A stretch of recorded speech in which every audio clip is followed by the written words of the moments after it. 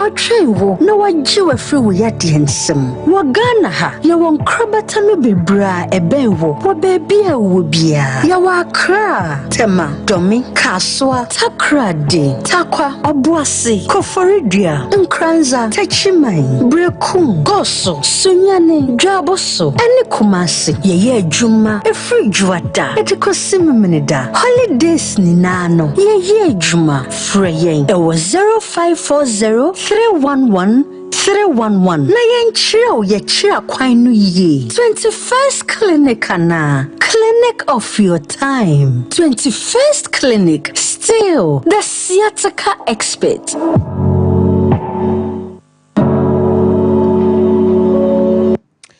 The sciatica expert 21st clinic and ye come for the amount say ya de biblia no a abedobro wo na chesa don wo etisa don me pacho for ni chiremu ewo over 15 branches ya bie ewo mema fana nyina na ye ntimi emwa entu ase ebusia yada mo ase ama mo adwo healing point dwumedie bre na aso ne eyekwasia da kita won sabosome no ne daya etosonson ewo fimpimienu ene aduono enan mu na Sompa TV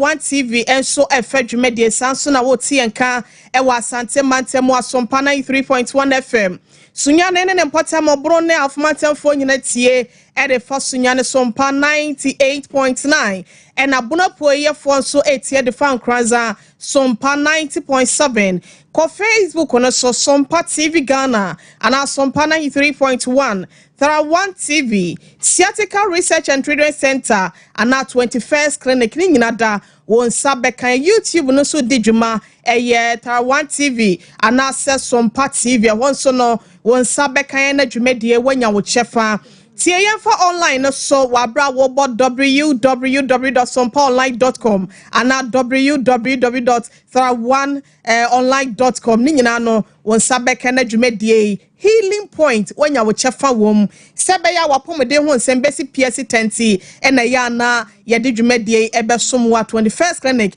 wonom eso ya sene ebusie ne ye wo bi edemamo na enimdefo ye what 21st clinic mu doso enti abribia na yesisem we have the men ene Dr. Sixtus ena mene no edi ehia wo free what dia no enkran ena wo free ba na tema Accra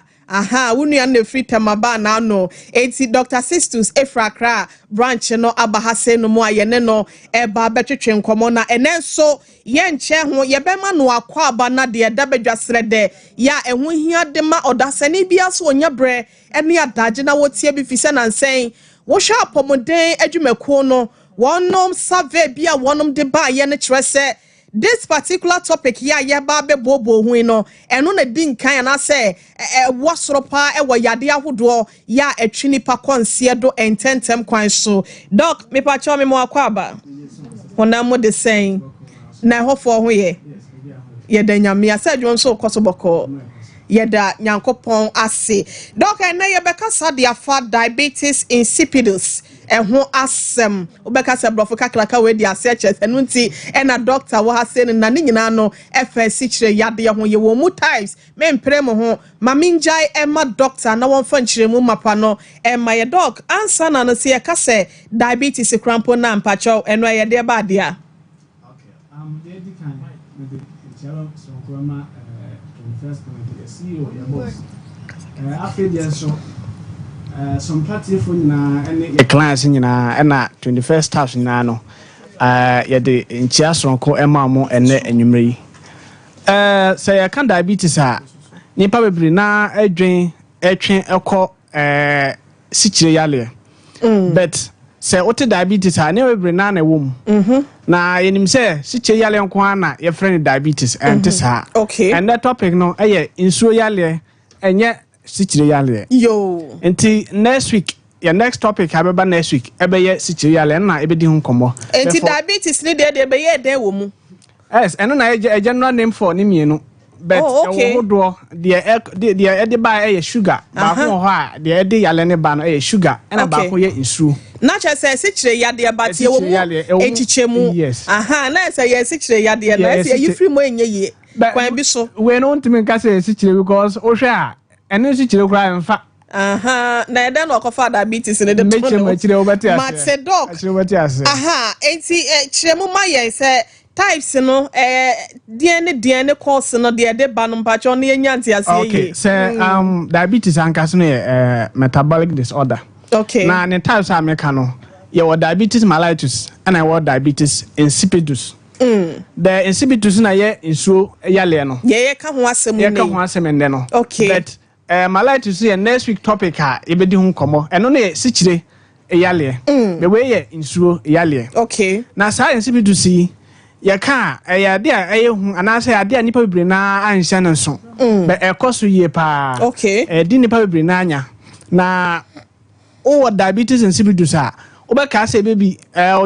prostate issue okay and I say infection into my Johnson tentem okay but sichire diabetes type nsuo na sa how no ba so obi Johnson tentem na it said there wanya prostate na so benya prostate a Johnson tentem ni titun say okọ okete so a ana anajo awakọ akoda no this particular yale ya ka ho asem nso no sa na no so atie okay obakokoye scan na ya ka say prostate no bibia ni ho na so Johnson tentem obakoye urine test na ya che say infection bia ni Johnson mo na so still Johnson tentem no so no onye oba maybe why pimfo a den pressure down blood and so am Johnson ban tentem painful be our fanyinse no Johnson tentem but we dey onyem hwensi na so Johnson tentem why test nyina si enye omo bia na ye course no but Johnson no ban tentem ye kwa akiri a nchimu bebre be ba ma wate ase yie na say can diabetes insipidus na hormone bia regulate your Johnson say the bia Johnson e be feel body ni mu any de insu a ode be call system ni mu insu a ode be call system ni mu ne de ode be gu abonten no wo hormone bia eno na regulate and na hwe soma sa water balance wo your body no ekoyie na sa hormone no your friend antidiuretic hormone okay and now say vasopressin eno na ya de regulate insu a your body ni mu na before say sa hormone be produce no ya dwen e ba bia ye frɛ ho hypothalamus no eno na produce sa hormone we nti sa hypothalamus produce hormone we a then obi be bisa say hormone no ye den chemical messenger I have say eno na body ni ha bibia esoma no ma na akoye den akoye ma no okay nti sa hormone no hypothalamus we ya dwen mu no eno produce sa hormone produce we a na amana den akostro posterior pituitary gland eno so ne de eno so say wo ya dwen mu okay e organ wo ya dwen mu a we no produce antidiuretic hormone we a na amana den akoda ho nti akoda ho no ma anytime bia there's imbalance of fluid say nsuo na wo body ni mu no say enye balance na ekaye abone kaye na ayisa hormone antidiuretic hormone no na akọ kidneys mu ko ka chen say nsuo na wo de ba no esa ma edoso ma biye den ensa na chiko body ni mu okay but obi a was diabetes insipidus no ne de no entimi nya saade no nti nsuo na filter kidney filter wo yemoja ne mu no ba beduru kidney no ho a anka wo say ne nyina no ebi nsan kọ back no ne nyina den epie na se kidney yesa na no na ya na so ne ne ma so wo nipadua ni mu enti se ebia nsuo a ede bre nipadua na edoso a na sa hormones ya wo kan no na asoma na ma na wo ka che kidney se onti nsuo no so fi se de ode ba ne doso but obi a wo sa diabetes insipidus ya ye ka ho asemi de ne de ne ntisa ne de ne ya na tisen so medical kai no o hwe the mechanism of water urine production in your body mu a nsuo na wo emoja ne mu no eno na kidney ye den esone no nti esone a eyi fi eyi niama a eho niama ma body no metabolism ni nyina efrim yes eyi sa waste ni nyina den efrim nti eyi frim a na ema nsuo ne bi ye den efrim na nsuo ne bi aka eho hiama body no any protein na eka ho etwe insuo ne etwe nyina ba kidney no mu no ema isa protein ne insuo ne bi esan call back to body no ama body na den ayisu but here's the case antidiarrhea hormone na me di kan no eno ye messenger e be free adwin mu be ka che o kidney ni say ma saa nsuo ni bi ene protein bi ye den ensan ko body ni mu be o insipidus na saa hormone no either say hormone no antimi produce anase a produce manaba but kidney na atimi anya den amfa nya adwuma ye nti abasa na nsuo no nyina kidney be so ne firi moja ne ba eyi fini nyina nka wo say bisa na chi no ne nyina be den ebekọ nti ne nyina be kokọ tai wo ojoso twa no maye oblada no nti okotai ho no ma na kwa na ukoba so uko washroom sa kwa o think na baby a woni washroom di na ukotua de ya na usika na ebesa ya to Johnson so ya de a edowa ya chen sebe toilet bedo because eno no ya na ya wan hwe a obefo ho eno na ya diabetes insipidus ya say diabetes but sa diabetes no ya nsuo ya le enye sichire ya le ene sichire kwa ni ene link bia because o test ni pane Johnson anase o ye ni pane urine analysis o glucose e ni pane Johnson no okay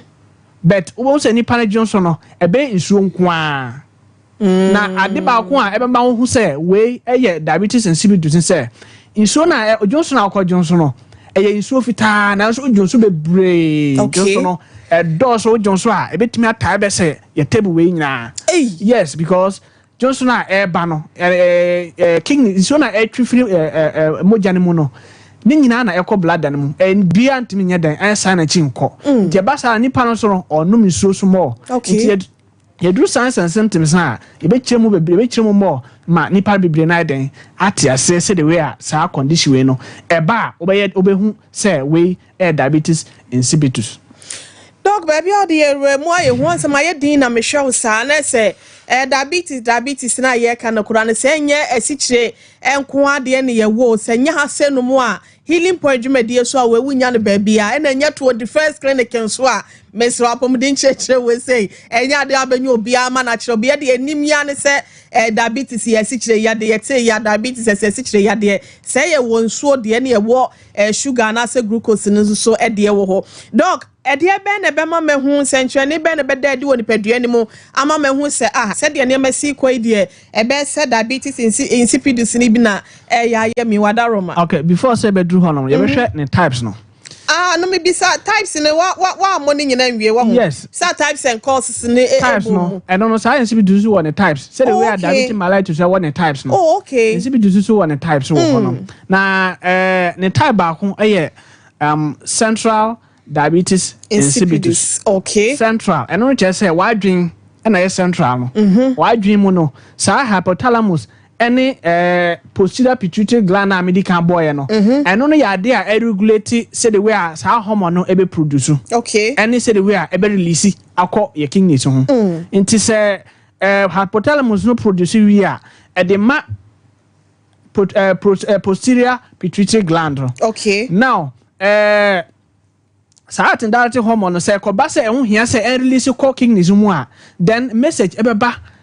for a pituitary gland no ebebo ne kai say release hormone no because in so na eba kidney mu no e do so e wo so bi ye den esa ko back nti ebe release sa antidiuretic hormone aye vasopressin no ebe release na akoko ma kidney no esa return in so ni be back but here's the case so you be a one accident ama oti ebo form a etimi affect hypothalamus head injury etimi affect yes head injury okay so affect hypothalamus affect pituitary gland na highly possible say obetimi anya sa problem we a ye ka ho asem na se ne fa na no ye central one no wa dwumunti no the moment a uti abo form pen no uti abo form pen no enta ya na mmofra omo nsune nante no ya no mo protective idea o de body ti se be ya obofomu a ne ti nya den enka fomu se be ya enha hypothalamus ana se pituitary gland no na Ghana ha se no no sai na bi wa ha se no de ablofo na da bi ebi obet entan yusu na ya wa se ha na de nya bi o na de ehun ni se sai ya lewe no enfa ho say we ya kwala na so ye panyini okay nti wo ba ho no ma odadwo nso anadwo a odi nyini a still odwo nso check ni ye boko na akwa yes problem we American kan ho asem o wa kwada wa wo no foforo se bia wanya be 3 years 4 years go wa dwonso akodu ni 14 years na still na no akola na dwonso o de nyini na still na o da dwonso a chekehwe enye ni nyina na yese akola no kodwo na wontimi nye den sorry bia na ya de how e wo honom etimba se etimi hereditary etimba se sa type we na make an central diabetes we no etimi ba se otimi fa obusuan no mu etimi fa busuan same na wo bia yes ona na wo bia me ma me anya bi kura me am ye na metimi aba be nya possible say obeso betimi aiden enya bi insan say hypothalamus any sa pituitary gland formation no entimi nya den antimi ankoyie nti sa ankoyie a then bo say nipa no e was a problem na me nka ho asem okay yes now eno no achi no second type no nephrogenic diabetes insipidus eno no kidneys no ho asem na me ka ho asem ebetimi aba say central one no adwuma yie kama aye hypothalamus aye pituitary gland ni miero nyina timi produce kama na we no timi release kama but o kidneys na timi recognize hormone na eba no entimi mfa nye den enye adwuma se we ni producing so any nuani no bibia kama but kidney na anka enye na adwuma so yes enso so sama enso no bi ensan connection saa kidney ni ntimi nye den enye adwuma saa nti ba saa na emma nipa no Johnson na eba nyina no nyina na yeden ekotai wo Johnson twanem eba speed na de ko nti nka wo say etimi so ne so yi fini we ni nyina film na en concentrate Johnson no entimi a concentrate Johnson no nti concentration ko so a na wo hu say Johnson color no asesa kakra okay be we no eba saa na concentration bia yeden eni so nti nipa no Johnson a eye pure white Johnson color no white nanso Johnson bebre na afedie so intentem okoba na Johnson sa ade no na okoba osanko biom nti wo hwa under normal circumstances no obi a healthy person I was say Johnson Johnson de bia no bia ne ho odin a Johnson normal time oko any amount quantity anipa na den Johnson dodo a Johnson produce no o hwa at least 2 to 3 liters of urine and yet you produce a day depend on say the way on misu depend on health condition depend on adwuma kora we den oh yeah anti wadwuma wo ye nso timi determine yes entem kwan ya ofa so a Johnson because we obi a we adwumaden fifretew a check if Johnson on Johnson 10 times and Johnson on Johnson bebre sa because fifretew nti once fifretew no part of when you na nka wo say efa Johnson field ni bi efa body ni mo eba bontin and we adwuma so a home so e kon 10 times nti once home no we are losing fluid through or home no any wonu mu ne ohwene mu nyina yes any or skin na o sweat no o lose fluid or honom and after so Johnson kakra bi na ebeden ebeba be we obi out under air condition time bi ho enwunu fifre bi ante all the sweating pores na den asisi it so na onum ko mu no ani ba bi a be pie gise Johnson o kidneys any o bladder mu na beden ebe 5 pie ma mentia marketing for no say enye wo mama te wase Mate was here. Obiti mi ra washroom intent. What is that? Say I didn't know ra washroom intent. Say and my bencha and say marketing room phoning in a omuta complaining so mu ra washroom hopa omoko Johnson say any woman yes adwuma so motefa ko and I say so Dr. Blazer Foster that romentino air conditioner bobo bebia sa enti whether na ku sa na ma sweating pause nyina den acid air close into abasa na Johnson no iso bia na any liquid bia you go go body mu a ebe free mu no just say efa oblada mu ansa na eden eko nti be ma wa eden Johnson 10 okay but we say the Johnson no so beba normal one year ebe ba normal one year so with nephrotic diabetes we insipidus ayeka ho asemi ne causes no niema ebe ma eno so ebe ba no say said we na say otibo fomu a na betimi aden e masa how no eba head injury we dey enye accidental cases but maybe tube no urinary tube no emu ba ko ablock e ma nsuo no enye den Johnson no entimi enya kwan enko bladder ni mu okay eno to betimi ma side effect na say wanya kidney infection bi a eno so no ekọ anim na on treat ya obewie na wakonya saa antidiabetic hormone issue ebi a abe produce aba be kidney no entimi nye den enfa enye adwuma doc eba ne sen obi adwunso twa na yi na homa ne bi ba kotimi sie na make infection betimi ama na aba okay na cancer nso overgrowth of cells ebetimi ama na den esi omo amowo friends saa kidney stones na ade no eni nyina betimi asi ekwan ewo tubes na ede Johnson no ede ko bladder ne mu nti eba saa na ebetimi ama saa kidney no and respond to antidiabetic hormone no ema widen enya problem ewo ho okay other causes of this central one also no obi a wo cancer betimi ato adwum ato adwum so betimi affect both central when I can no betimi affect pituitary gland betimi affect hypothalamus nti affecting nso a ni nyina no causes any types na ye dia bomu no nti ye can types a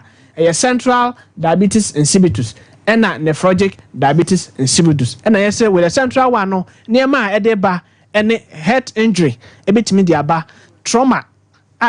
injury no ebetimi dia ba then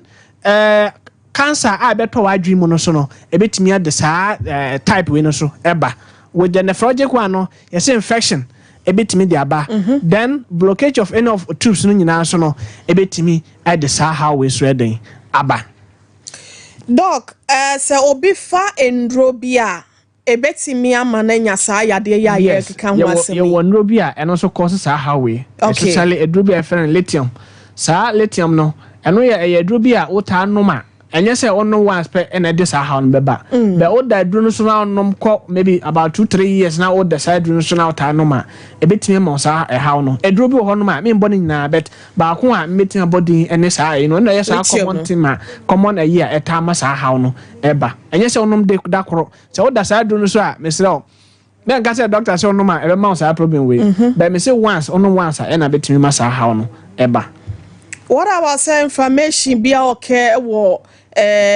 wadwini mu anase nipadua ne mu baabi a anase chimo bi atimi okay wo nipadua ne baabi a no so betimi akose we say inflammation ntimo no enye ohuna baabi na betimi asi a ebe ma saa how we eba okay baabi a betimi asi baabi a yabobo so say betimi aba adwini mu ne ade no any urinary system no kidneys within kidneys so honom no na say problem eba inflammation eba na obetimi anya saa how we yes saa tumo ye cancer no ekoto any part obetimi anya say inflammation maybe infection na wanya urinary tract infection na travel kodru kidneys mu a saa infection bia cause with inflammation so once inflammation cause no ebetimi cause blockage of any of the tubes I bet you problem sa types ya boss say nephrogenic diabetes in the other one ya o si bi on be yo madwuma glands ne hormones be na adwuma fine but kidney no entimi nye na adwuma said yes na fata ba sa na ebetimi de wo how bi de abre kidney nana enti say bia ehun dwumadie na enkoye nipadua no say na ebetimi kidney betimi afeli because basa na e man pressure man pressure because filtration ede ba no e wose nipadua no ema kidney no pressure no watimi aye na adwuma te se de se e ba sa na kidney ne hoto no kidney hoto no but once I entimi nya adwuma onye adwuma bia ema pressure no enso ne ban tente of filter enso ne bebre nti e ba sa na pressure beto no so nti e betimi afeli kidney betimi afeli that is the complicated stage of this diabetes insipidus ebetimi kidney betimi afeli obetimi according to dehydration ebusia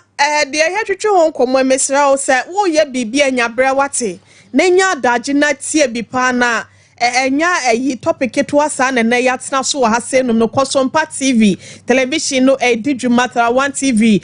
Fabi Sompa 93.1 Sompa 98.9 and Sompa 90.7 dom ye wo Facebook YouTube ye live Hotel 1 TV anasa Sompa TV won sabeka yen na dwumade watimi enya mu chefa dog ede ebe nsunsanso anase ahopopo bi na menya popo ho be na menya woni padua no ma se se de ne ma si ko de be se diabetes insipidus ni bi na ya ba mini padua mu Johnson Tantem number 1 good na Johnson Tantem no wo bi how no mama share difference e ma hu say wo de ne ba hu say sim di we anyway na e ma ojonso ntantem na ba okay so we obi ojonso ntantem a na ojonso no ojonso o feel some kind of burning sensation e hyehyew ojonso ai mo hyehyew Obema na say oba ne mo hyehyew a abra ojonso a eno no kire say o infection say diabetes e na how a emma hyehye no emma but with man no mostly no mo so nya infection bi emma bebre na mo diabetes so nya infection but we no Johnson no ebeba bebre Johnson eba bebre be ne color no so no ebe very white and color Johnson no so o taste here any taste it said the normal one now what say so salt ni acid kakra wo no we on te hwe I say normal nsu pa chire mu biem me pa che say insibidus ni chire say tasteless that's the Latin enya enchine de no say eyi de eyi Johnson ho asem a wo kan o so obi wo ho a wanya infection ehon na pesa wo chire say obenya burning sensation e won ne be ma na say ne be ni mu no Johnson a o te say ehyehye no eno che say wanya infection okay na we obi a prostate issue a o Johnson no oba Johnson tentem the Johnson no e ba na wan ka ho a Johnson e dem oba Johnson agu ho ana say obetime Johnson obetime gina so oba Johnson just o chim ansana Johnson e dem aba because e bi san ye dem e return e call blood animal obetime Johnson we na still na no e bia e dem akam nti eno no ye prostate issue o prostate issue a man ni bi be man kwa na o prostate nti omo de ne say o ma Johnson tentem and after the Johnson e ba so wan ka no ho a e beba ana say obachim ansana Johnson e den aba but with the case of a net topic a ye ka ho asem me say eno no Johnson be ba bebre o ba Johnson voluminously Johnson be ba bebre pill ana say kura ba wo Johnson e fa won say be Johnson amana ye ma Johnson betime ye mu but normal say Johnson de won de entesa nti Johnson betime sa akroba ne ma na wo hwe Johnson no color very white o testing so a Johnson no taste no any taste bia okay and that is the name in Sibidus American in Latin is in the Latin name Latin name na in Sibidus no okay but in meaning in the English meaning no tasteless and it has no flavor in it wow but the other diabetes actually say it sensuo nti o check o di Johnson nipa Johnson o check ya ni nipa ni pH no ene ne nsuo pH e be pe nti o check offer pure water kra and I say any bottle water there's no difference between water and Johnson yes obehu the normal water pH e wo pure water and such your friends bottle water ni mu nti o Johnson ne sa water pH no e be kwa akoye pe and na o taste ya on t any taste bia wom o te nchene no on te hwe wom na ne color no so very white and also a baby bree and now one cardinal sign of this conditioner yet to diabetes insipidus secondly the second one also say doc compacho me but your friend is saying Calvin monsha Facebook no fama ye why yam say ye nya images in how we see ye no some people are complaining enti mon correct bibi e wo ho ma mon watch na mon hwe bibi wo ho emfa ema yen don kon ba short to asoma yen yes enti se wo hu sa Claire Johnson we ni nyina na eba en na ye o se obo kai se kona ko check o Johnson hwe kona ko hu doctor na mo ye hwehwe mu se o ha no e diabetes insipidus ana se bi foforo na ye den e wo ho no enti obetimi ko ye obetimi Johnson tenten na yakoye hwehwe mu nyina na ne nyina ye okay na ode akɔhye bayifo bi sɛ obi na yɛ den etuna duro ana sɛ obi na ɛbɔ ne dua ɛnte saa Johnson no hwehwɛmu kɔ akyire a wobɛhu sɛ yale bi wɔ hɔ no ma yɛ friend diabetes insipidus a ebia wanya firi okwala brem ana sɛ onyine nyina no ebia na wɔ busua mu ana sɛ problem bi na aba wɔ adwene mu ana sɛ problem bi na aba wɔ kidney ho na ma Johnson no ɛba ne saa yes enti Johnson tentem no ye one symptom na obenya Johnson tentem as a normal human being na I was say utimi ko osole na ajo maybe 2 or 3 times a night no Johnson no obesole be 7 more than 7 times one ka say prostate be ma yes one hwe 10 kra no obetumi asole because Johnson no eba na eden eba and Dr. Blazer Foster say nipa bia ni titu be ma o dana o sole more than 3 times. Na o Johnson actually said there's a problem within your system. I was say about 21st clinic na ye check it wo. Okay. Yes. Into obetimi adwon so be 10. Johnson no so ye bebrebe. Okay. Nti se oye obi a o ma no oda Johnson na adwo a ma no so anase wo bo ne pampers wo so na diaper no afọ na on say nso no abi kura den asone gu fomu a che se odwonso dodo odwonso bebre the volume of the urine na o de ba no edoso nti eno no ema akwala no etimi soki diaper ne nyina na ebie den fifa ho utu se apanyefo me nyina so ebi mo so bo diaper ne bi se o me kan yale we enfam se o ya akwala o ya panyini anase etimi affect you bia enti se ba ko na onyini ansa na wa den wanya we no affect o kola brem just o infant kosi o old age na no obetimi aden efiri nkwada bremu akosi se obeye opanyin bremu no obetimi aden enya sa problem we okay diabetes insipidus Johnson emu problem no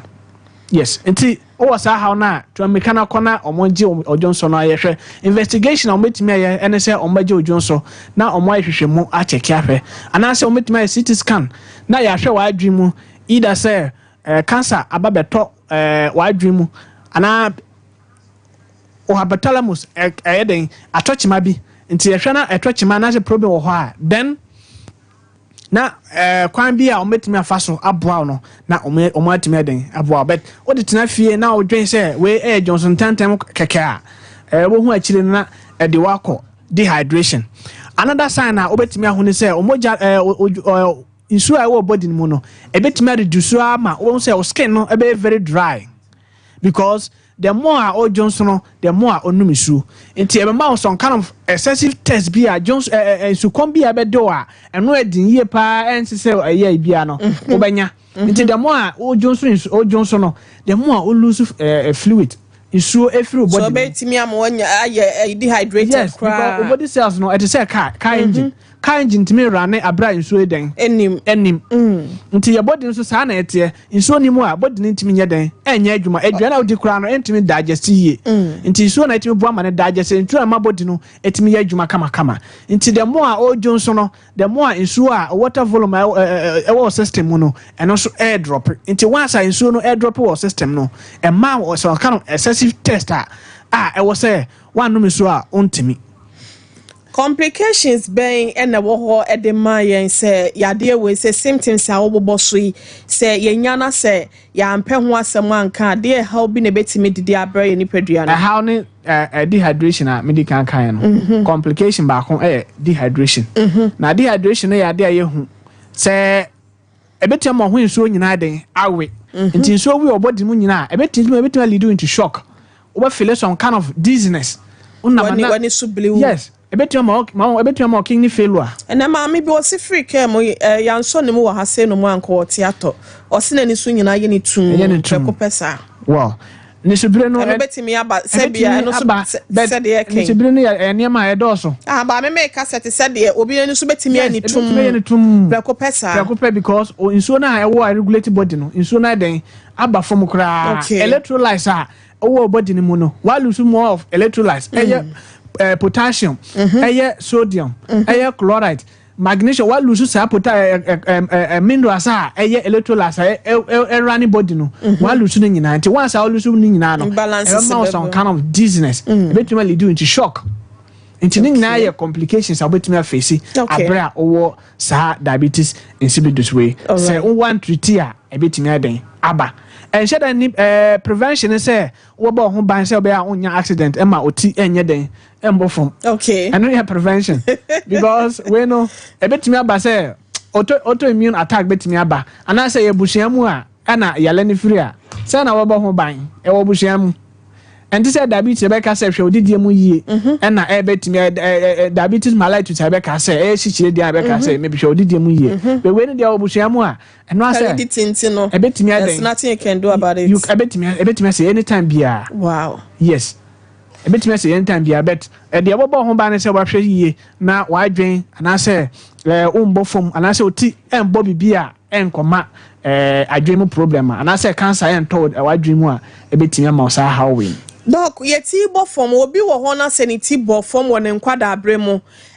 Menua ma me kwan do wo pankoro no. Yesu afa ho e de me kai say ye pon school. Okofuru mangudua. am papa no ko from mango dua free soro be ball form but on the niti ye ne nsem ne bu ye niti am ho so in this case enka niti ball ho ne nkwara abre ni mo ena nka e bia de ni mo hwe na wo nyini no a yade we se betimi aba beto no betimi aba beto no enti obi ti bɔ fam a edi senya ansa na watimi enya saa yade we se hu nsinsan so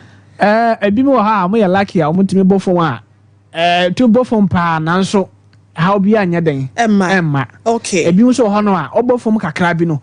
ba bia hypothalamus ewo ye konwachi okay at the base of just your neck your corner the base hona saa we no den ewo hypothalamus wo nti saa area hona ebo fom a there is a likelihood say obetimi anya saa how no corner chi ko yetiri na ho no pe yes nti se obi okura na obo saa nipa no maybe intokwa na say agro bi na obo saa nipa ho no ma nipa no betimi collapse at that instant because hypothalamus no a very delicate organ sa na control ya home any other ewo your body no okay nti se ho no na ka fom a ebetimi obetimi asnya condition no at that instant every saa da na incident si ye no ekwa akosi da obewu problem no betimi asate saa mire no anan say ebetimi adi some number of months answer up how no den aba because ebetimi ko inflammatory process a ebetimi lead to a different thing a ebe kokka no na wa develop condition no doc na wo ka say obi wo ho anani so betimi aye ni tum obi feel dizzy ni ade can this lead to coma say enipa no be go off cross days and na shock na me ka ho asem no say ko ba say nsu no wa lose significant of water e body no mu a then ebetimi ma widen e ma oni so ebirisa before the last say na widen na wa ko off and no say nsu dehydration e ko a and the betimi ma widen akọ off kra wan hwe a won sole biem wan hwe a won sole biem be say coma wanya heart injury we na obetimi akọ coma obetimi ada coma ho for number of days number of weeks even the months but hypothalamus an ka still na Johnson no obetimi akọ no normal sere we akọ no na be say no dey ka dia coma ni nyina coma no obetimi akọ normal Johnson because hypothalamus no eno dey an kan hwe sa antidiuretic hormone no still e produce e ye adwuma kidney so ye adwuma be adwene ba bi a ehun e ka touchima no enye central way no enye hypothalamus enye pituitary gland na aka nti nipa no betimi akọ coma na we no nyina no ye den e ye adwuma be we no say dehydration na dey bad ya eno dey na o call shock a wan hwe a emergency case ya nya ntam a obetimi akọ kokra won so lebium wow yes because dehydration is something serious because electrolytes no anyway na run body no say no no anya yi a then o kwa anisa go coma no dey bibia intact o isuo o bibia o still na no o home but just that adwene na den enye so active ma other organs so shut down yes but with we ne dey isuo na yi ne dey ene dey we dey a chese o car no say car na wo dey kọ na isuo ni say engine be breki say na nipa dey so ho de ne be kọ fo yes so say nipa dua no kran so be yemre e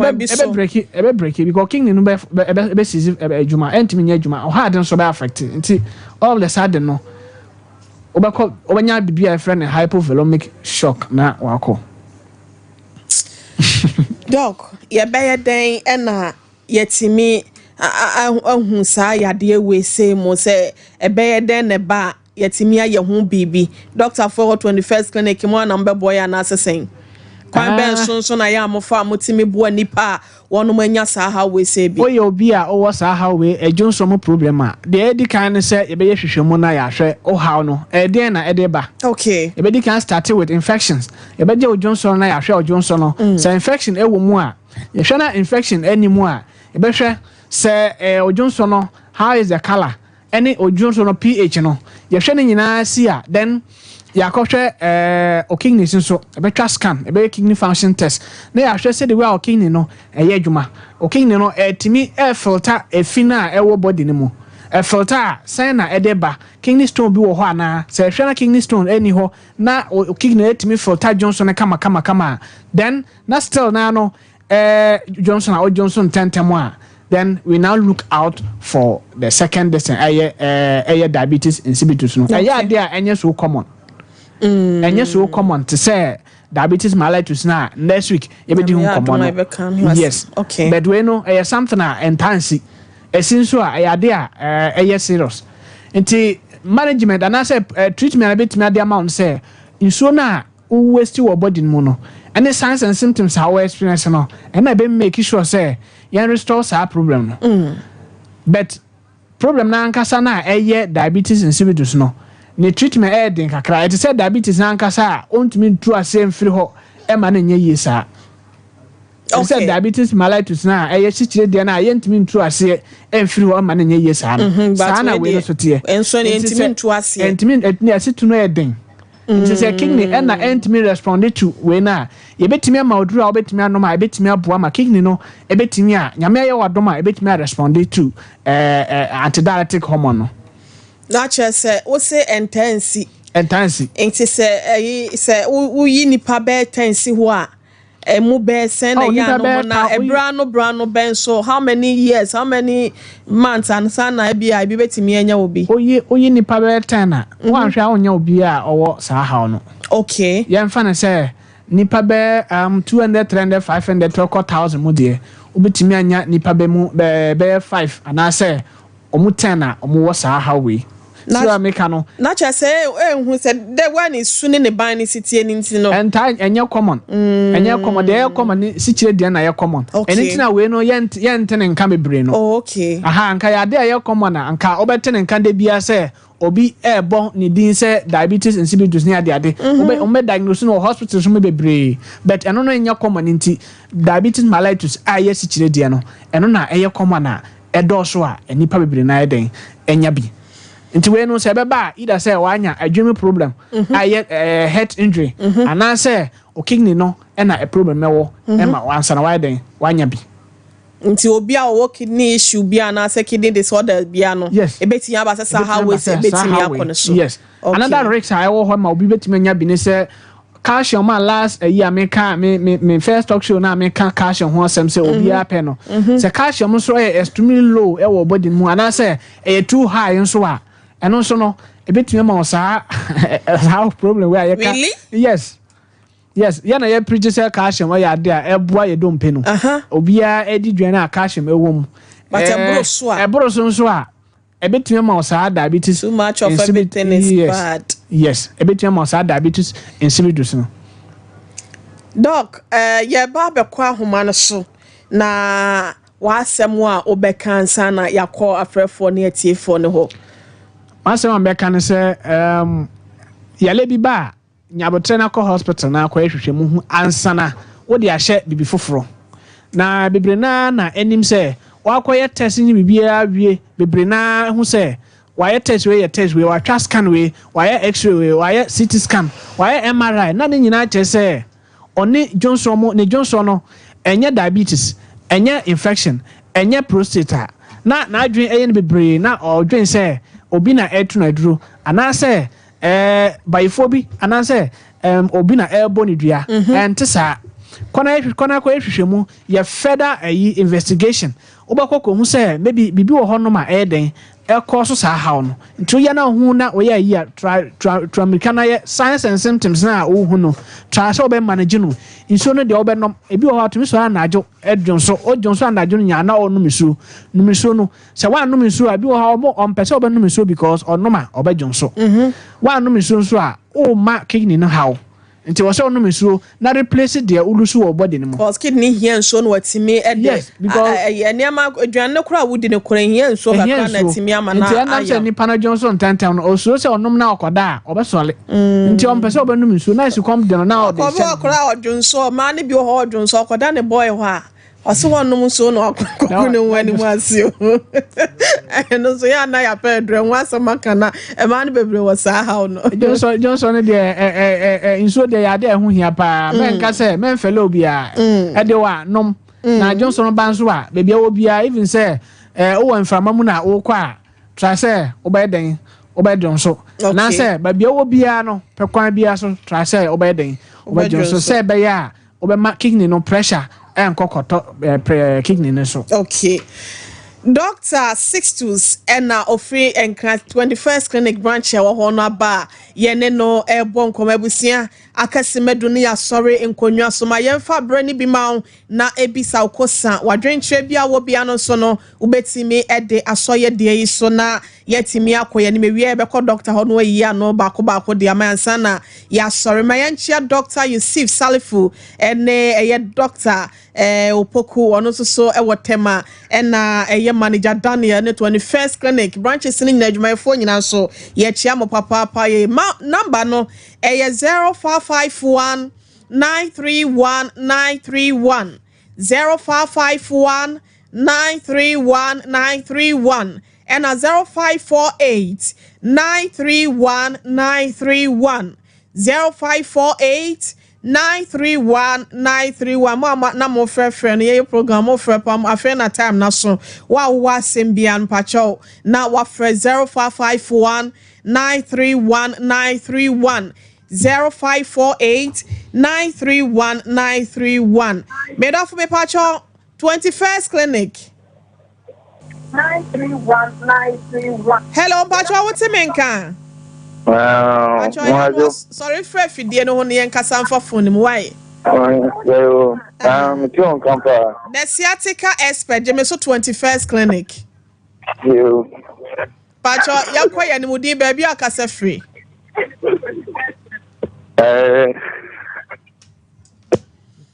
kafra oba na waka 来电号码02ni na be me dofo pacho 来电 hello good evening. Good evening. Pacho Moe. Nyame adom na so e. Me pacho me so me doctor. Yare na o kam. Eni meningitis no. Cerebral meningitis. Me no relationship bia. Okay, doc. So yeah, we say cerebral meningitis na wo tracker bia na. Meningitis no inflammation and cause within the lining of the brain no. Adrenaline brain na horna. Adrenaline no. Eno na ye meningitis. Line bia wo ho no na se. Line ye skull any ya adrenaline ankasa no. Okay. Eno na ye meningitis no. But we no ye condition be affect hypothalamus any ye pituitary gland. No any enshada ni link tracker bia sa. Yes. Yo, yeah that's say. Hello, the sciatica expert. Hello.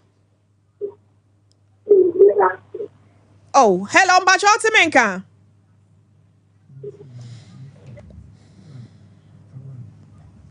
The sciatica expert. Hello. Hello.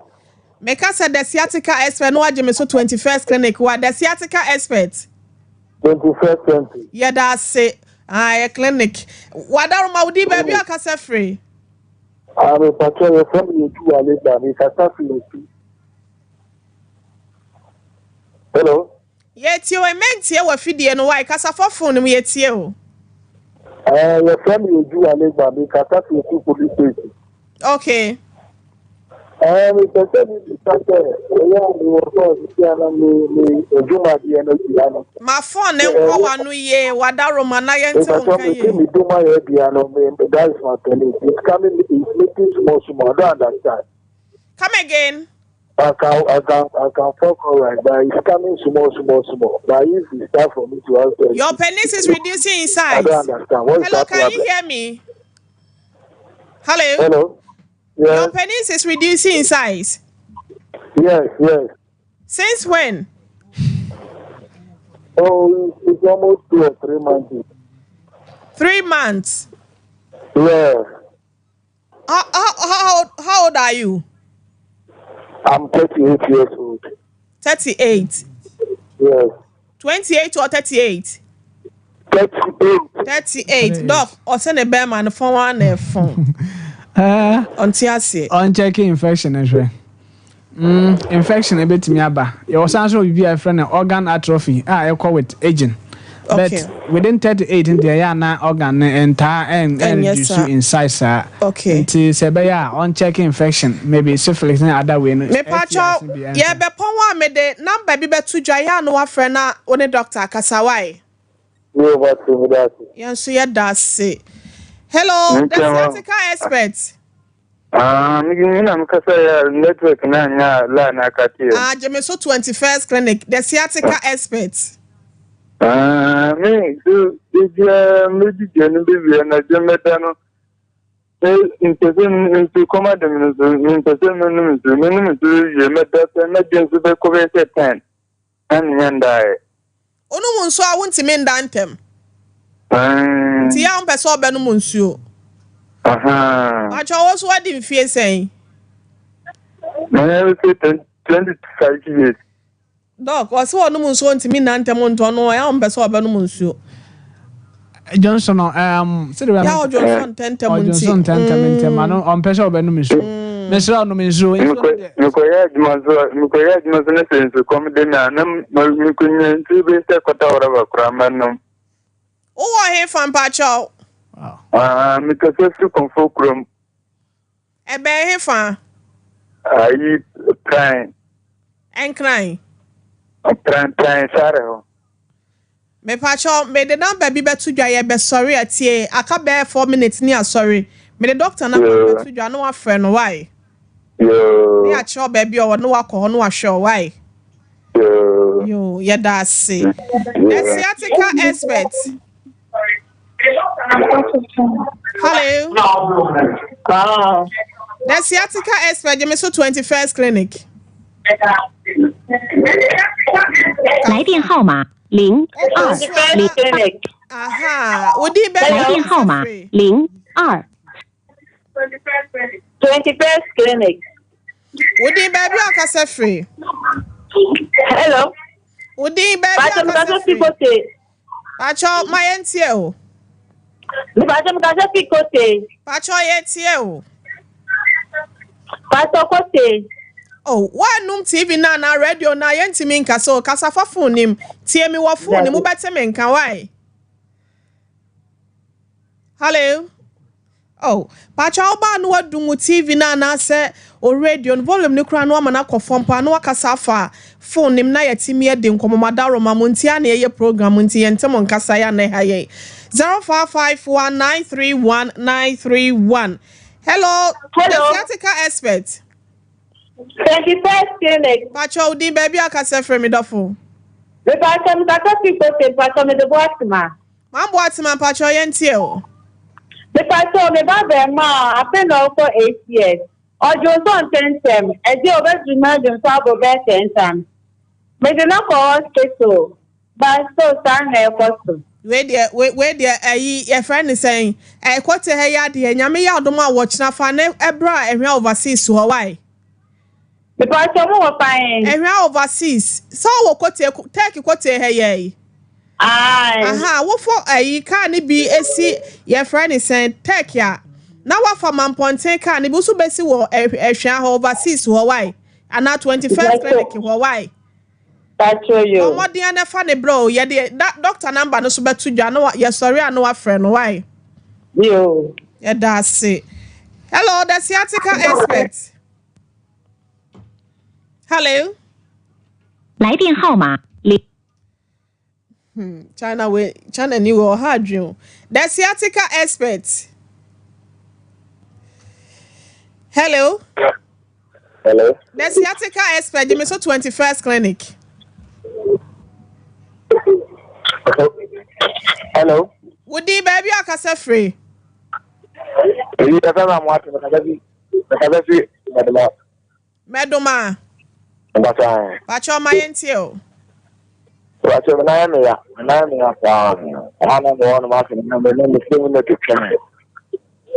That's all crap. What's a clinic you own? Oh, man, na yo ye. Medoma ni e hwa de say ye be o chan yam bon pacho. Brana yen sure why?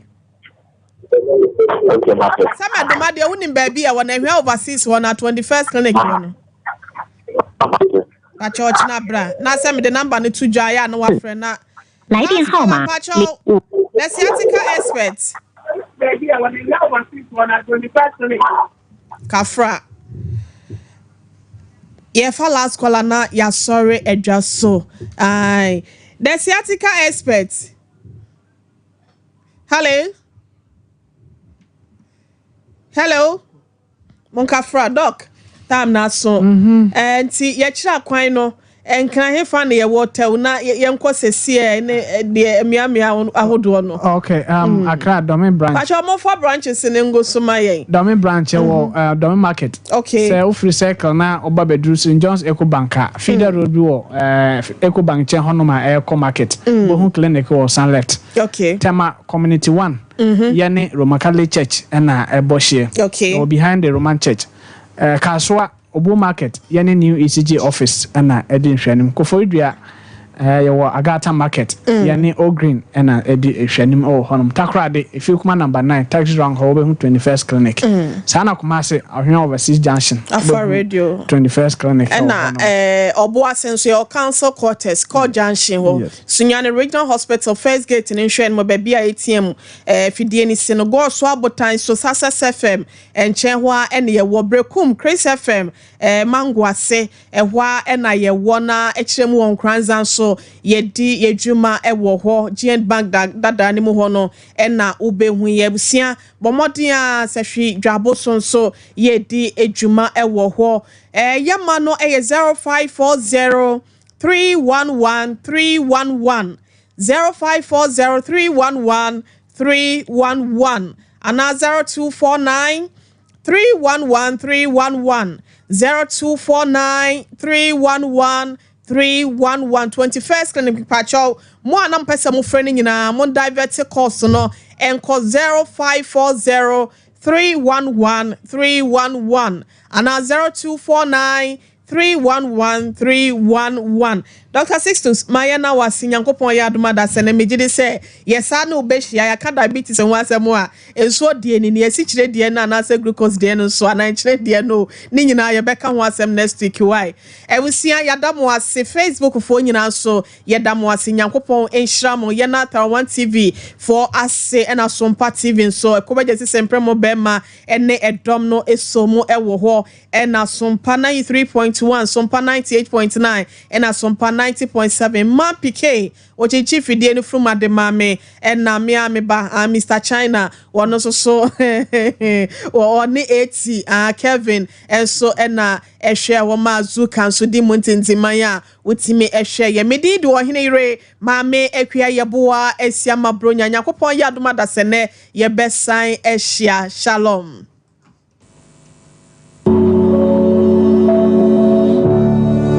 So wante onipaduase a wonte ayaresase over the years yantiase afei na yabehu no se sa 21st clinic edasonko ewo herbal ayaresem ono no di kan ema Ghana for eti mayehu se yewo yare bia ye frano sciatica anso hwa oyenhwehwemu asibia ye kase a ode ye sciatica enhwehwemu no ema yebehu se sa yawa yetifi yesisi echi fire to ase fire nema besifom no se kobase ehututuye eyewoya na etwetwenwa na sciatica sa sciatica nimdie ya 21st clinic of abaye etumi aboa ayarefo bebre ama omotumi adiomo ho every sa omoto asintini na etwetwenmu no ewo mu se ayaresabia bebre enso kase omosa sa sciatica yade no bi nanso se original ne wo ho a yemfa imitation